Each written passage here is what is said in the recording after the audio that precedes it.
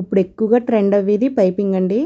అప్పట్లో అయితే patch work ఎక్కువగా చేయించుకునేవారు, కానీ ఇప్పుడు వచ్చేసి పైపింగ్ ఎక్కువగా వేయించుకుంటున్నారు.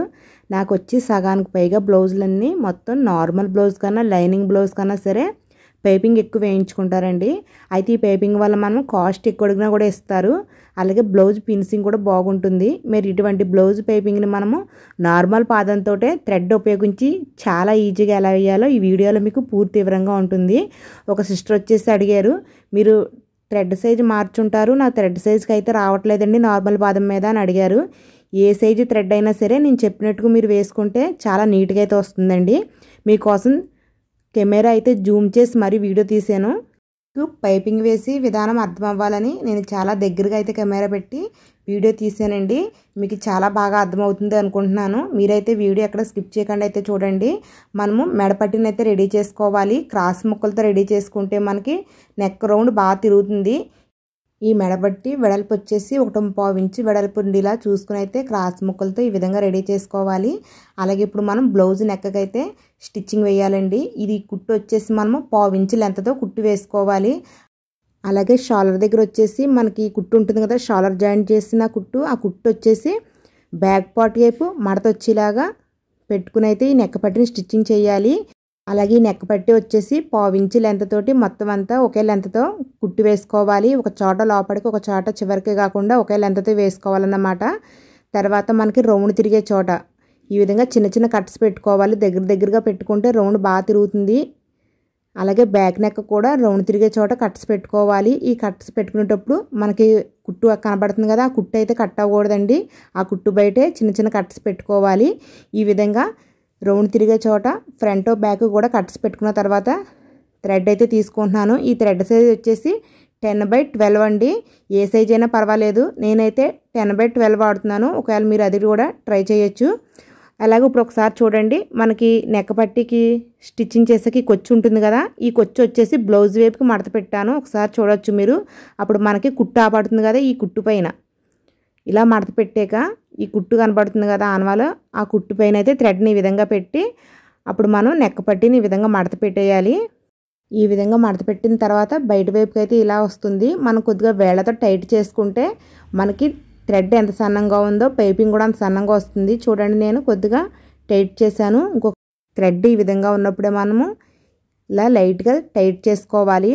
టైట్ చేసుకుంటే ఇప్పుడు మనకి థ్రెడ్ ఎంత సన్నంగా ఉందో పైపింగ్ కూడా అంత సన్నంగా వస్తుంది. అలాగే ఇప్పుడైతే పాదం కింద పెడుతున్నాను. ఈ పాదం కింద పెట్టినప్పుడు మనము ఈ సూది వచ్చేసి అంటే మిషన్ సూది వచ్చేసి ఈ గాడికి మధ్యలో పడేలా చూసుకోవాలన్నమాట. మనం స్టార్టింగ్ ఎలా పెడితే కుట్టు అలాగే పడుతుంది. ఒకసారి చూడండి, మనకి థ్రెడ్ మీద పెట్టలేదు, బ్లౌజ్ మీద పెట్టలేదు, మధ్యన గాడి వచ్చే విధంగా సూదిని అయితే పెట్టుకున్నాను.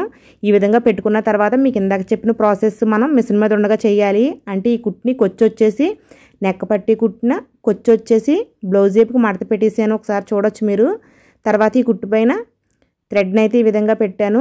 ఆ థ్రెడ్ పైన నెక్క పట్టిని మడత పెట్టాను. ఒకసారి చూడండి, ఇలా మడత పెట్టిన తర్వాత వేళ్ళతో టైట్ చేస్తున్నాను. లెఫ్ట్ హ్యాండ్ బొటన వేలుతోటి టైట్ చేస్తున్నాను. ఒకసారి చూడొచ్చు మీరు. ఈ విధంగా చేస్తే మనకి థ్రెడ్ ఎంత సన్నంగా ఉందో పైపింగ్ కూడా అంత సన్నంగా వస్తుంది. మనం ఆల్రెడీ సూదిని పైపింగ్ మీద కానీ బ్లౌజ్ మీద కానీ పడకుండా మధ్యలో గాడిలో పడేలాగా పెట్టుకున్నాం కాబట్టి కుట్టు ఆటోమేటిక్గా అలానే పడుతుందన్నమాట. మనం స్టార్టింగ్ ఎలా పడతామో కుట్టు కూడా అలానే పడుతుంది. అలాగే ప్రాసెస్ అంటే మనము అడిగి వైపున కొచ్చిని పక్కకు మడత పెట్టడము, ఈ ప్రాసెస్ అంతా మిషన్ మీద ఈ విధంగా చేయాలి. ఒకసారి చూడండి, మనం నెక్క పట్టి కుట్టుని కొచ్చిని పక్కకు మడత పెట్టేసి పైన థ్రెడ్ని పెట్టాలి. ఆ థ్రెడ్ పైన నెక్క పట్టిని మడత పెట్టాలి. ఈ విధంగా మడత పెడుతూ కుట్టు వేసుకోవాలి. మనం స్టార్టింగ్లో సూది ఎలా పెడతామో కుట్టు కూడా అలానే పడుతుంది. అదైతే అత్తమానం చూసుకోవాల్సిన పని ఉండదు. ఒకసారి చూడండి, కొచ్చిని మళ్ళీ మడత పెట్టేశాను. ఈ కొచ్చి పైన థ్రెడ్ని పెట్టాను. ఈ థ్రెడ్ పైన నెక్క పట్టిని మడత పెడుతున్నాను. చూడండి, కొచ్చిని పక్కకు మడత పెట్టిన తర్వాతే థ్రెడ్ పెట్టాను. థ్రెడ్ పైన నెక్క పట్టిని పెట్టాను. అప్పుడు మనకి కొద్దిగా లావుగా వస్తుంది ఇలాగా. అప్పుడు మనం సన్నంగా చూసారా, లెఫ్ట్ హ్యాండ్ బటన్ వెళ్తే ఇలా సన్నంగా చేసుకోవాలి. లెఫ్ట్ హ్యాండ్ని మనం కుట్టి బ్లౌజ్కి అడుగు వైపుకి పెట్టుకోవాలి. ఇలా పెట్టుకుంటూ కుట్టు వేసుకుంటే మనకి పైపింగ్ సన్నగా నీట్గా వస్తుంది. ఒకసారి చూడొచ్చు మీరు. కుట్టు ఎక్కడ పడుతుందో కూడా తెలీదు. అసలు పైపింగ్ మీద కానీ బ్లౌజ్ మీద కానీ కుట్టు పడతలేదు. చూసారా ఎంత నీట్గా వచ్చిందో. బ్లౌజ్ మొత్తం కూడా ఇంతే నీట్గా వస్తుంది అన్నమాట. మీరు స్టార్టింగ్లో నెక్కకి కుట్టడం కుదరకపోతే స్ట్రైట్గా ఉండి క్లాత్ మీద ట్రై చేయండి. తర్వాత మీకు పైపింగ్ వేయడం పూర్తిగా వచ్చిన తర్వాత నెక్ మీద ట్రై చేయండి. అప్పుడు మీకు ఈజీగా అనిపిస్తుంది అన్నమాట.